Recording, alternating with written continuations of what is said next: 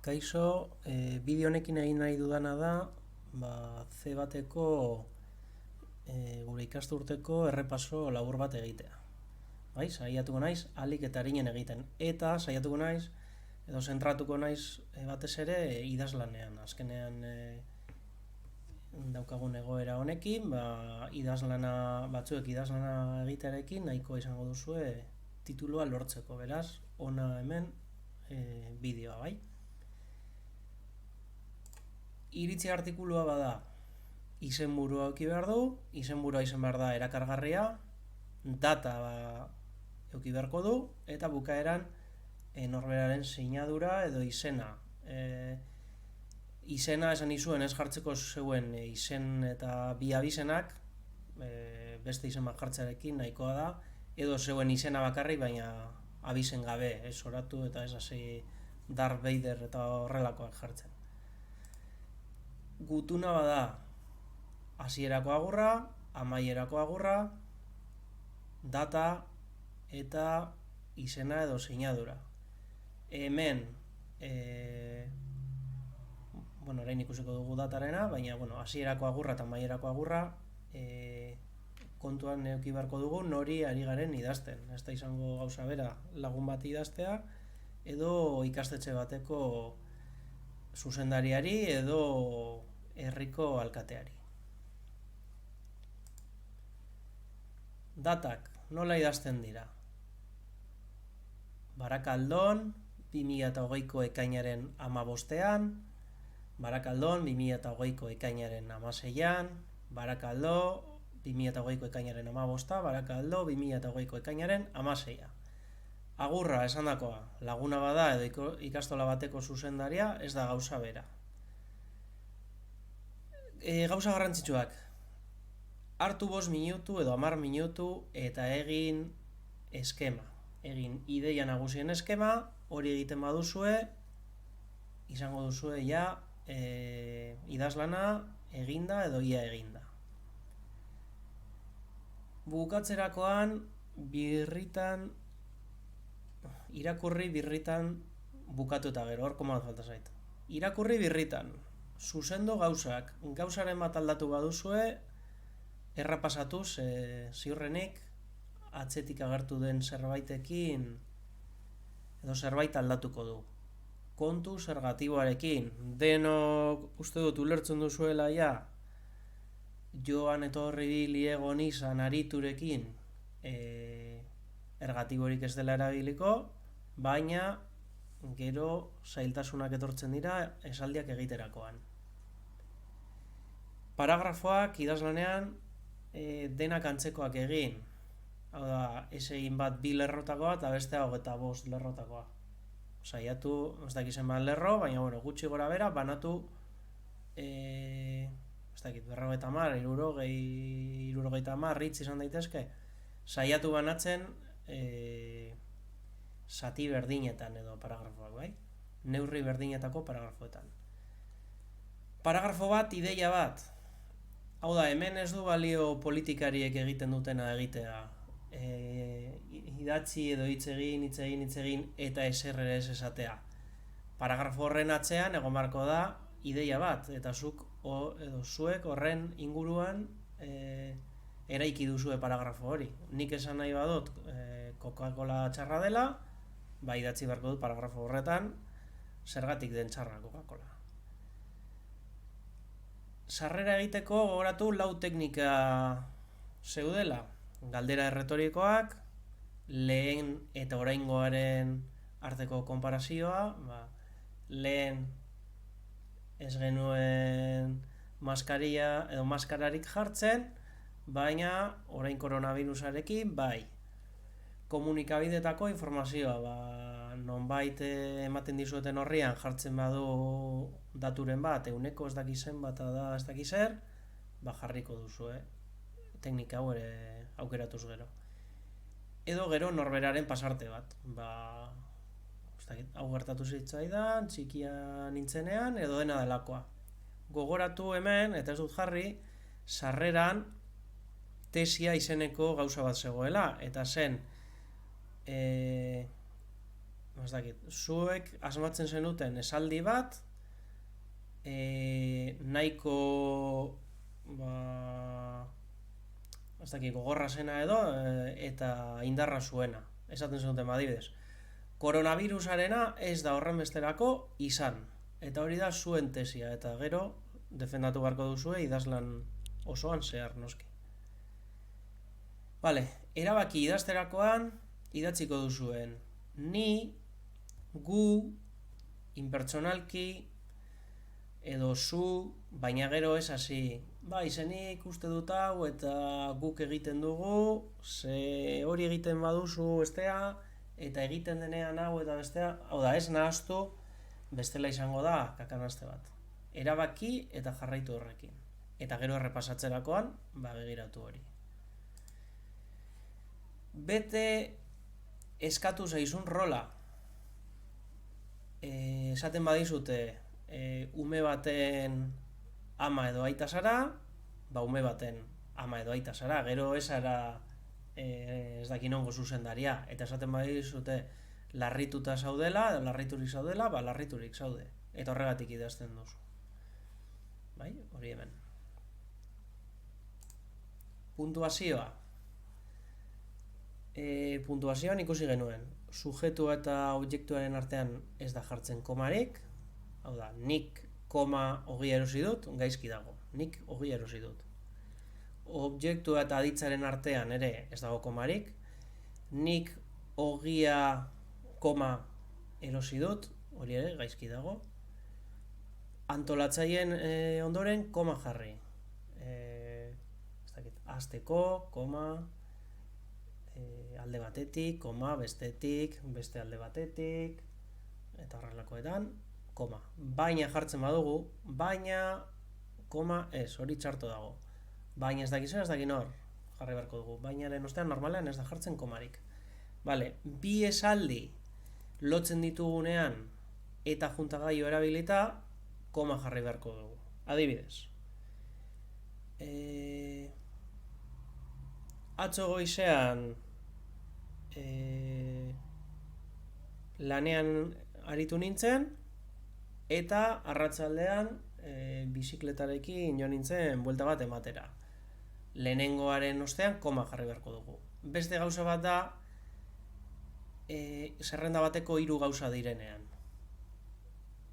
Andoni, Zurine, Andoni, koma, Zurine eta Edurne aekako irakasleak dira, horrez dugu jarri beharko. Tartekiak erabili. Andoni aekako irakaslea sondikan bizi da. Kenduko bagenu tartekian dagoena, esaldiak eduki beharko luke koherentzia. Andoni sondikan bizi da. Andoni aekako irakaslea komen artean sondikan bizi da. Esaldi luzeak banatzeko puntu eta koma erabili daiteke. Hau da, antolatuta badago horrela, adibidez. Esaldi honetan. Aduriz, Urzaiz eta Ziganda atletikeko aurrelariak ziren, puntu eta koma. Romario, koma bat falta hemen. Romario, koma, Rivaldo eta Messi, Bartzelonakoak, puntu eta koma. Kovacevic, Nijat eta Karpin, Errealekoak. Ikusten duzue, Atletikekoak daudela lehenengo, puntu eta koma. Bartzelonakoak gero, puntu eta koma, eta Errealekoak gero. Eta barruan, komeekin banatuta. Pausaldi laburretarako, koma. Luzeetarako, puntu eta koma edo puntu. Bai, horrekin kontu zebili. Ez egin esaldi laburregirik. Gogoratu jarri nizuen edo irakurri nizuen Gari Probost uste duzela, egin zuen 5 hitzetako esaldien idazlan bat. Telegrama bat zirudien, hori, ezin ditugu egin 5 hitzetako esaldiak. Ba, saiatu, ez oso laburrak, ez oso luzeak, tartekatu. Bat laburra, bestea luzea, ertain bat, gero labur bat, beste luze bat, apur bat, denetarik. Elipse egiten badugu, koma jarri behar dugu falta denaren ordez. Ba, hor kentzen badugu hitz bat edo aditz bat edo dena delakoa, hor koma jarri beharko dugu. Zerbait zerrendatzeko, 2 puntuak erabiliko ditugu. Eta ez puntuta koma edo koma.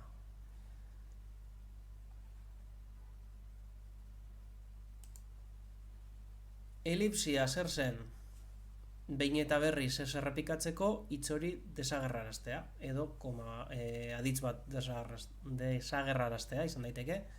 Ez esateko denbora guztian turismoa, bueno, badakigunez turismoaren inguruan gabiltzala hitz egiten, koma bat jartzen dugu hori kenduta eta listo, badakigu.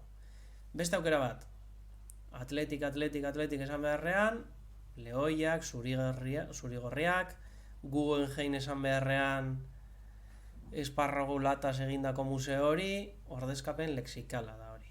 Sinonimia, hitz batzuek badaukate, beste batzuek ez daukate. Sinonimoak erabiltzea, sakelakoa, mugikorra, segapotoa, eskukoa, eramangarria. Erreferenteak erabili, kataforak eta anaforak, hau, hori, ura, haren, edo honen, haren, horren, eta egiten genuen lehenengo zer hori, hau, lehenengo referentea, hau, gero etorriko dena aipatzeko. Hau da egin nahi dudana, 2 puntu. Hau eta hau. Aurretik agertu den zerbaiti referentzia egiteko, hori eta ura erabiliko ditugu. Eta denboran oso atzera bada, hori, ura erabiliko dugu hori baino lehenago, bai? Urrunagoa bada referentzia, ura, eta hurbilagoa bada, hori. Zer sartuko dugu idazlanean, edo zer sartu beharko dugu? Lokaiuak sartu behar ditugu bai ala bai, saiatu errepikatzen. Idazten duzuenean, edo, bueno, gero errepaso egiterakoan batez ere, fijatu, gainera idatzi dut 6 aldiz, bestera batera idatzi beharko dut. Edo kendu, edo bestera batera antolatu, baina lokaioak erabili behar dira. Erreferenteak hau hori ura, sinonimia, elipsia, ordezkapen lexikala, alerarekin tartekatu. Aldut edo desaket. Subjuntiboa, hau gerta dadin nahi dut, bueno, hori berago jarri dut ere. Hori gerta dadin nahi dut, ark egin desan nahi dugu, haiek egin desaten nahi dugu, eta adibideak, eta horrelakoa. Menderagailuak errepasatu berridazketetako egiturak. Interesgarria da, agindu neskizuen berridazketetan, horrelako egitura batzuk erabiltzea. Partikulak agertu beharko dira. Elkar, omen, ote, oi. Elkarrekin joango gara zinemara. Ez daki nor, hil omen da. Noiz hasiko ote da futbol liga. Astelenetan bizikleta erabili ohi dut. Baldintza eta ondorio hipotetikoa askotan erratu egiten zarete eta jartzen duzue lehen aldia. Eta hori oso polita izango zen. Oso polita izango litzateke, bai, jarri beharko duzue. Eta orduan, hau egingo banu, gustatuko litzaidake, beste egingo bagenu, oso ona litzateke, bai, hipotetikoa. Esaera zaharrak, albadira, sartu, baina ez oratu eta ez sartu bost ezin den lekuan. Bihurkariak, noren gehi burua, neure buruari galdetzen diot, haien buruekin haserre zeuden, eta horrelakoak. Erakusle indartuak, hause, horixe, eta horrelakoak. Aditz trinkoak ere sartu baten bat, noa, nabil, dirau. Kontuz, galdegaiarekin, esaldien ordena. Gogoratu, euskaraz ez dela berdina, lagunekin noa Bilbora, edo Bilbora noa lagunekin. Lehenengoan esaten dugu lagunekin noa eta ez gurasoekin, eta bigarrenean Bilbora noa eta ez Plentziara. Bai? Aditzaren aurrean kokatzen denak du garrantzia. Eta horrekin batera, galdegaia zenean aditza bera, hil egin da. Bai? Hor, galdegaia da Tomas zer? Ba, erantzuna da hil dela, ezta? Orduan hil egin da jarriko dugu. Egin hori errepasatu ere. Kontuz, eta hau nahiko akatzlarria da, orainaldi ez burutua edo gertakizuna nahastea. Esan beharrean, esaten dizut edo esango dizut, ezta? Ez da gauza bera. Ez dakit. Xavier, esango didazu zenbat den edo zein den zure ez dakit zein nongo nota? Bai, orain esaten dizut. Esaten dizut ez? Esango dizut. Esaten dizut hori da, ten hori da normalean ohitura bezala egiten duguna. Ni zazpietan esnatzen naiz, baina erakutsiko dizut zer egiten dudan. Bai? Ez nahaztu. Kalko okerrak. Bidali nizuen zerrenda bat, begiratu, apur bat gainetik, zeintzuk ze oker agertzen diren bertan, eta saiatu ez egiten. Gerundi okerrarekin ere gauza bera. Hau da, gazteleraz ere egiten den akats bat da, eta adibidez zen. Participó en la carrera quedando en primer lugar. Hori gaizki dago. Participó en la carrera y quedó en primer lugar. Eta hortik euskaraz ere txartu egiten dugu. Lasterketan parte hartu zuen, lehen postua eskuratu zuelarik. Hori gaizki dago. Lasterketan parte hartu zuen eta lehen postua eskuratu zuen. Punto. Gutun hau idazten dizut, haserre nagoela esanez, eta hau eta bestea eskatuz. Ez. Haserre nagoela esateko, idazten dizut, eta hau eta bestea eskatzeko. Vale? Ez nahaztu bera eta berdina. Ez dakit. Anderrek eta nik kotxe berdina daukagu, Seat Ibiza bat, baina ez da kotxe bera. Bai? Nirea horia da eta berea zuria da. Bi kotxe dira, ez da bakarra. Orduan, bera edo berbera, alde batetik, eta berdina bestetik. Bai? Erderaz izango litzateke el mismo, bera, eta bestean parecido, berdina. Baita, zerbait ere bai, edo ere. Kontuz honekin, ezingo dugu esaldi bat hasi ererekin, ere beti joango da txertatu dugun informazio berriaren eskuinean, edo ondoren, hau da, Andoni Samamesera joan da, eta Ander ere Samamesera joan da. Eta kendu nahi dugunean, bigarren esaldi luze hori, izango litzateke. Andoni Samamesera joan da, eta Ander ere bai. Baita Ander ere. Gero, bakarrik eta soilik, hau uste dut zeraren batean agertu zela, normalean hau ere ereren kasuan bezala jarri beharko dugu informazio berriaren eskuinean. Eta kontuz, bakarrik da, izan daiteke hori, pertsona bat bakarrik eratzen denean, eta hau da, ez nahazteko hori esan nahi dizut bakarrik, hau da, solo te quiero decir eso, edo bakarrik pertsona bat bakarrik dagoenean. Horretarako erabili soilik. Gero, gogoratu 300 hitz edo 300 bat idatzi behar dituzuela, gogoratu eskema egin behar duzuela, irakurri behar duzuela gero behin, birritan, 3 aldiz, alduzuen guztia, eta sorte hon, azterketara zoazen hoi.